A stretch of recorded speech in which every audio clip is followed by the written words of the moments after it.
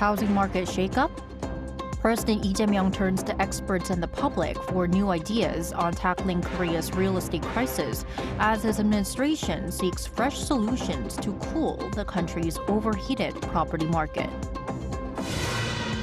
And GDP beats forecasts. Korea's economy outperformed expectations in the second quarter.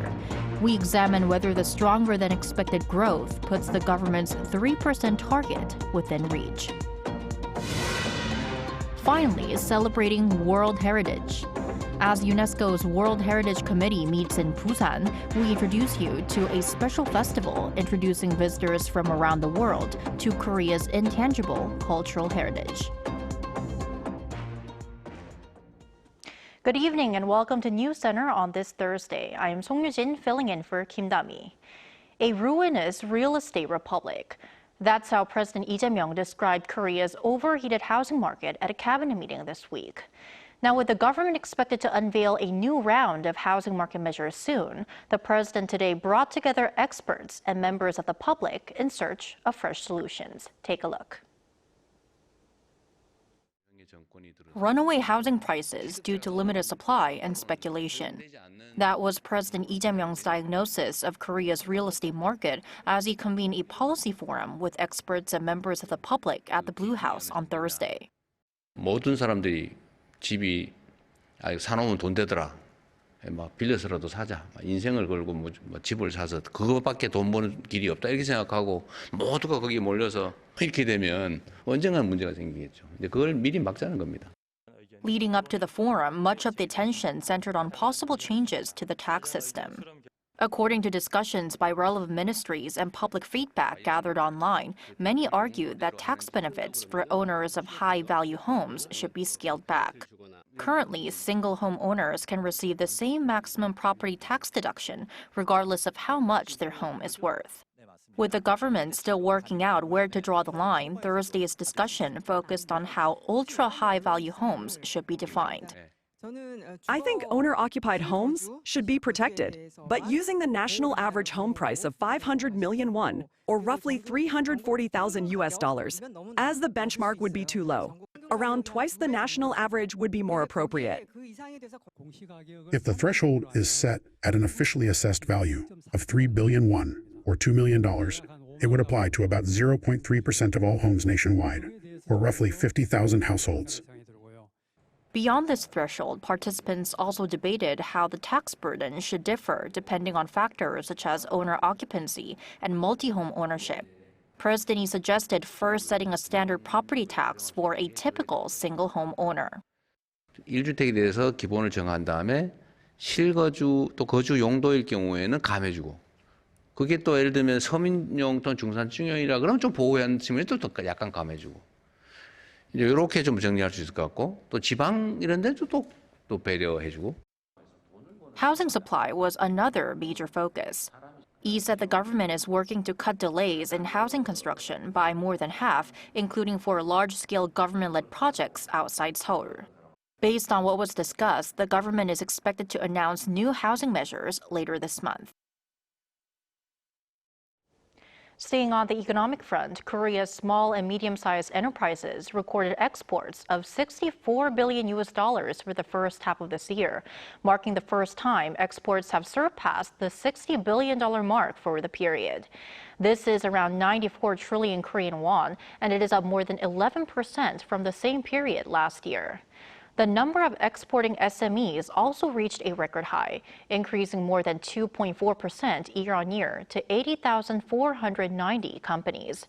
Now, cosmetics posted the strongest performance, with exports reaching more than $5 billion, up more than 30% from a year earlier, setting a new record for first-half exports. In terms of export destinations, China was the largest market, accounting for more than $10 billion, followed by the U.S. and Vietnam.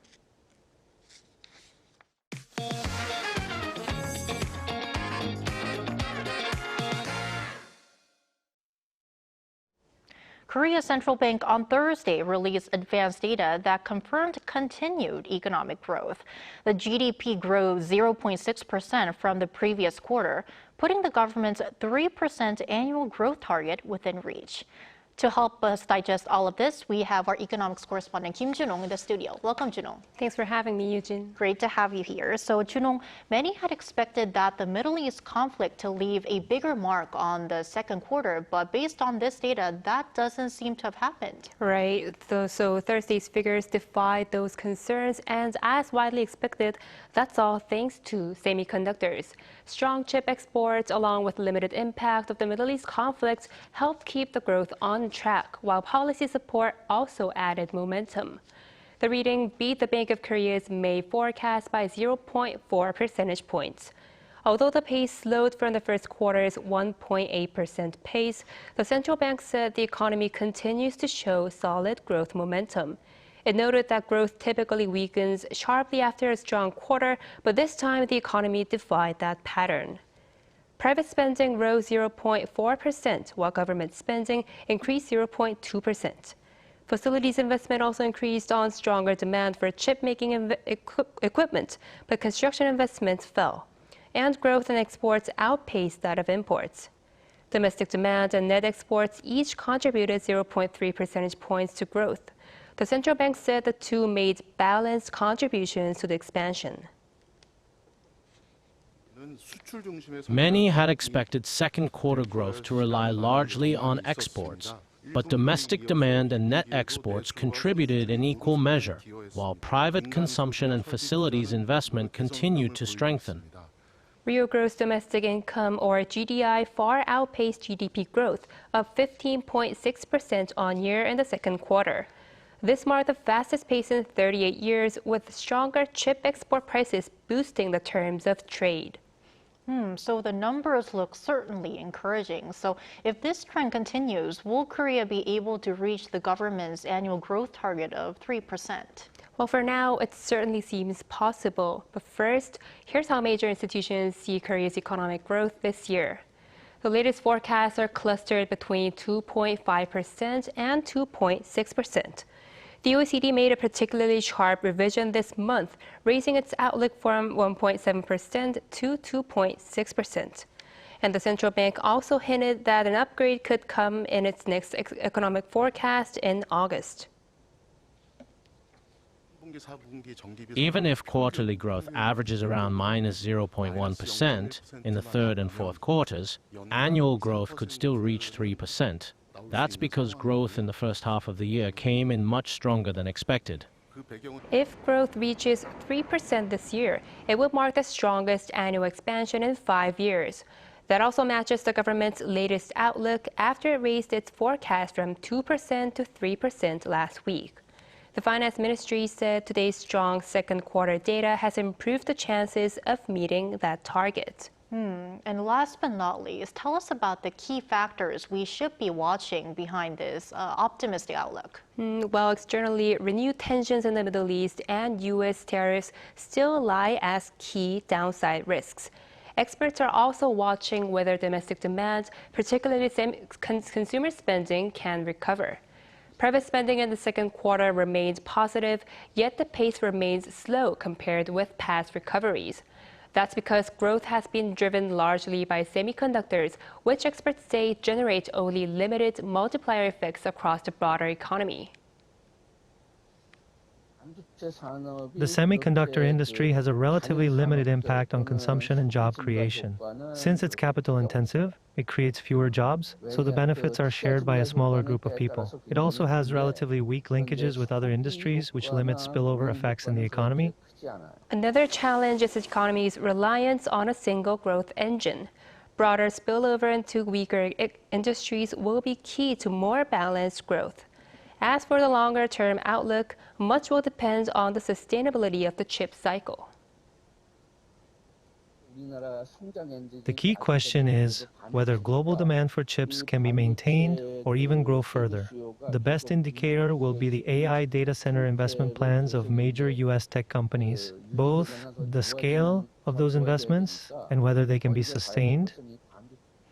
Our economics correspondent Kim Junong, thank you for coming in tonight. Thank you.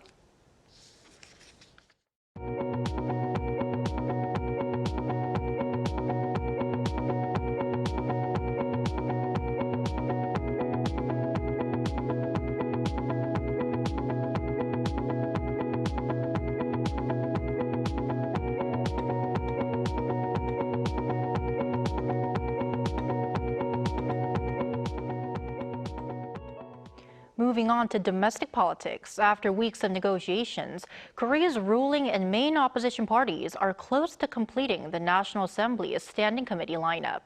With key committee leadership posts nearly settled, lawmakers are expected to return to full-scale legislative work. Our National Assembly correspondent An Sung-jin has the details. The National Assembly is close to finalizing the formation of its standing committee leadership for the second half of this year.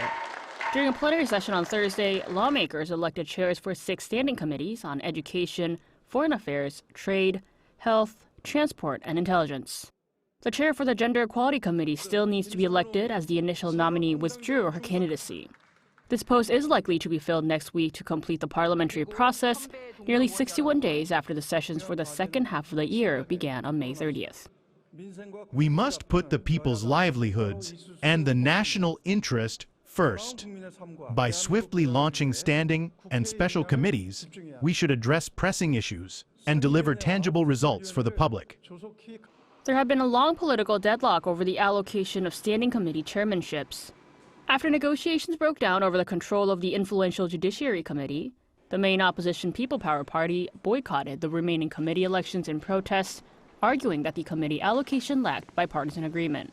The ruling Democratic Party had earlier unilaterally appointed committee chairs for 11 standing committees, including the Budget Committee and the Judiciary Committee, citing its parliamentary majority and the need to ensure continuity in legislative operations. Following weeks of negotiation, the PPP agreed to accept the proposed distribution and take charge of the remaining 7 committee chairmanships.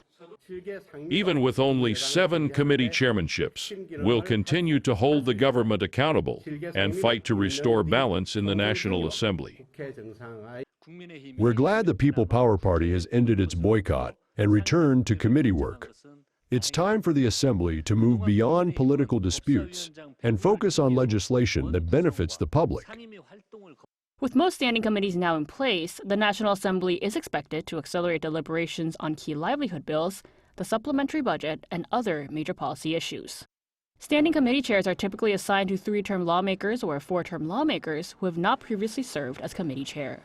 Seniority is traditionally used as a deciding factor when candidates have the same number of terms. An Sung-jin, Arirang News. In other news, speaking to reporters in light of his first anniversary since taking office, South Korea's Unification Minister Chung Dong-young says the Lee Jae-myung administration has shifted its North Korea policy from denuclearization-first to a peace-first approach.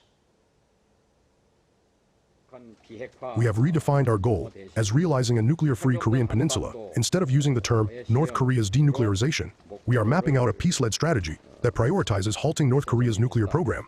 As I have always emphasized, including when I first took office, an initial halt is the top priority. Chung added that in the past year, the government has effectively scrapped the previous administration's stance, criticizing it as a tool for domestic politics. He noted that demanding denuclearization upfront has kept inter-Korean dialogue stalled for 7 years. Instead, Chung said the primary goal has been redefined to realize a nuclear-free Korean peninsula, adding that he still sees a mutual strategic need for future talks between Washington and Pyongyang.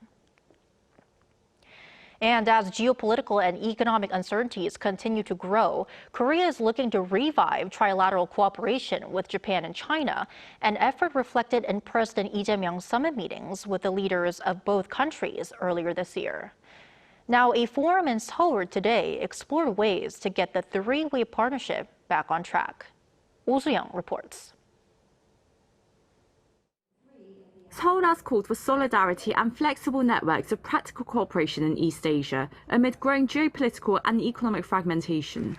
Speaking at the East Asia Cooperation Forum on Thursday, First Vice Foreign Minister Park Eun-joo pointed to intensifying power politics, nationalism and protectionism, alongside demographic change, industrial restructuring and risks from AI. As the world's most dynamic and innovative region, East Asia continues to hold enormous potential. Once again, it is time to gather our collective wisdom and steadfast commitment as we navigate the era of the uncertainty. The combined gross domestic product of Korea, Japan and China came to more than $24 trillion in 2024, roughly a fifth of global output. But historical and territorial disputes, different political systems, and competing security alignments continue to limit cooperation. The leaders of the three countries last met in May 2024, reviving the trilateral summit after a hiatus of more than 4 years. The next summit remains uncertain, however, amid a sharp deterioration in Japan-China relations over Taiwan and continued rivalry between the United States and China, creating ideological and institutional bifurcation. Experts stress the need to seek common ground. Try to reach some common understanding as to how to manage the conflicts in the region, such as territorial disputes. As far as China is concerned, China hopes that we would have a code of conduct in the South China Sea as soon as possible. Also, the countries should probably look more closely at the interests, shared interests and stakes, and try to cooperate on these issues, ranging from trade, investment, and how to regulate AI development. Well, I mean, Korea and Japan are very, very dependent on China still. Even though there are some sensitive areas in which we have to be more careful, but and I think that will continue for the foreseeable future. So the trick is to how to manage these sensitive issues. And another question was how to prevent economic security measures and technological development from hardening into rival regional blocs and even AI warfare. Participants said Korea could use its middle power position to convene and bridge regional differences. We normally say that non-traditional security issues, such as AI or public health or climate change, those issues are relatively easier to build up cooperation among those three countries. So, in the face of an increasingly uncertain geopolitical and economic landscape, participants here say that sustained dialogue and practical cooperation will be essential to tackling shared challenges and building a more resilient future together. Oh Soo-young, Arirang News.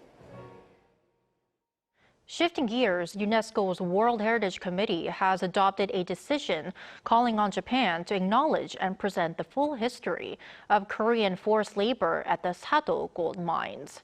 During its 48th session in Busan, the committee said on Thursday that Japan had made just minimal progress and was yet to present a fully fledged historical interpretation. Now, the term full history refers to clearly identifying the forced mobilization of Koreans to work at the mines during Japanese colonial rule.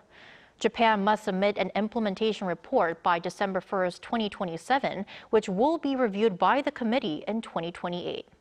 Authorities noted that the decision reinforces South Korea's efforts to correct historical distortions as it was adopted without amendment or debate. And we continue our special coverage of the 48th session of UNESCO's World Heritage Committee in Busan. Tonight, our Cho Young-eun takes us to the Intangible Cultural Heritage Festival, taking place alongside the event, offering exhibitions, performances, and hands-on experiences celebrating Korea's living traditions. Traditional Korean vocal music comes alive through contemporary stage language. The performers say intangible heritage is sustained not only by preserving its music and techniques, but also by passing on its values and spirit from one generation to the next. To ensure these traditions are carried on by future generations, understanding of their original forms must be developed first. At the same time, they also need the artistic vision to engage and communicate with today's audiences. One of the highlights is a performance inspired by the elegant lines of Korea's traditional craftsmanship, where dancers transform the making of the traditional kat into the visual language of movements. The creative team says they sought to preserve the tradition without making it feel like something of the past. They aim to create a performance that audiences can embrace naturally. Intangible heritage carries a quiet beauty and a profound sense of dignity. It is neither flashy nor exaggerated, yet the longer you experience it, the more deeply it stays with you. I hope audiences will remember it not only for its beauty, but also for the significance and weight it carries. Each performance has been reinterpreted through newly arranged music and choreography, showing that intangible heritage continues to evolve through time and new artistic influences. The lion dance is known for its sweeping mane and dynamic movements. With newly arranged music, we redesigned the choreography and stage movements while ensuring they remain true to tradition. Structured around 7 interconnected themes and featuring master artisans from across Korea, every artistic decision was guided by one principle: preserving the essence of intangible heritage while expressing it in a modern way. Our main goal was to reinterpret intangible heritage in a contemporary way while fully preserving the beauty of its essence. We also worked to create a modern visual language through the lighting and stage design. The spirit of UNESCO comes alive through the shared values of harmony and coexistence. Running through July 29, the Intangible Cultural Heritage Festival showcases the artistic value of Korean heritage and its potential to inspire people today. 조영은, Arirang News, Busan. Now, Busan isn't just holding this year's UNESCO World Heritage Committee. The city is also seeking World Heritage status for its wartime legacy as Korea's temporary capital during the Korean War. Jung Hae-rim shows us why Busan believes its history deserves global recognition. At first glance, it may look like an ordinary building in Busan. But during the Korean War, it formed part of the city that kept South Korea functioning when Seoul could no longer serve as the capital. What is now the Donghwa University Museum was once used as the wartime government's administrative headquarters. From here, state affairs continued as officials, refugees, and institutions relocated to Busan. Nearby, a special exhibition at the Busan Modern and Contemporary History Museum traces how the city was transformed during the war. A war can cause a country to collapse and make normal life impossible. But Busan adapted its existing facilities so the government could continue operating, public administration could function, and refugees could rebuild their lives. That's the greatest historical value of the wartime capital of Busan. This place is 국제시장, translated to international market. During the Korean War, this place became a vital marketplace for refugees, where they found relief supplies, imported goods, and everyday necessities. Today, Gukje Market is one of Busan's busiest tourist attractions. But during the Korean War, it became a center for refugees as they tried to rebuild their lives. Just around the corner is Gangtong Market. Its name, meaning can market, dates back to the war when canned food from UN relief supplies and US military rations was traded here. The story of Busan's wartime capital extends beyond its markets. Nearby, Yeongdo Bridge became a symbol of reunion and hope for families separated by the war. As the only UN cemetery in the world, the United Nations Memorial Cemetery stands as a lasting reminder of the international forces that fought in defense of South Korea. Together, these places tell the story of how Busan kept a nation running through war. It was where the government continued to operate, refugees built new lives, and the international community came together during one of Korea's most difficult times. Korea plans to submit the wartime capital of Busan Heritage for UNESCO World Heritage inscription in 2029. Jung Hae-rim, Arirang News, Busan.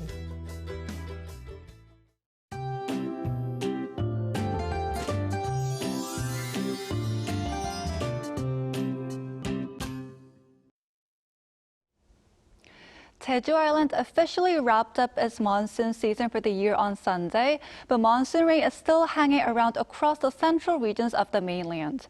Tomorrow, rain will stick around across Seoul and Gangwon-do province. Then from the afternoon into the evening, scattered showers could pop up across the Chungcheong-do provinces and the southern regions. Meanwhile, intense heat continues across much of the south. Following the southern regions, parts of the capital area, including Seoul, are now under a heat advisory. And the sweltering weather will continue tomorrow, with high humidity making it feel even hotter. As for temperatures, Seoul will start the day at 24 degrees Celsius, Chuncheon 23, and Daegu 26 degrees. Then by the afternoon, Seoul will get up to 29 degrees, Daegu 35, and Busan 32 degrees.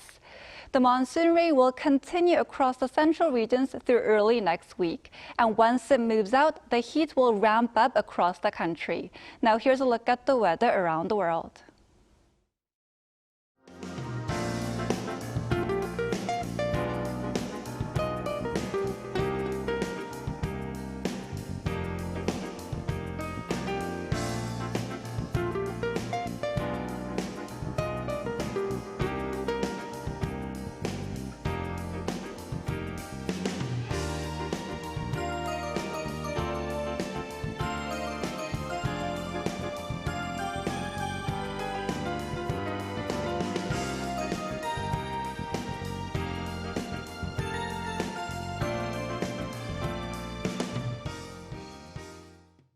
And that's Newscenter for this Thursday. I'm Song Yujin, filling in for Kim Da-mi. From all of us here at Arirang, thanks for watching, and we'll see you right back here tomorrow at 8 p.m. Korea time.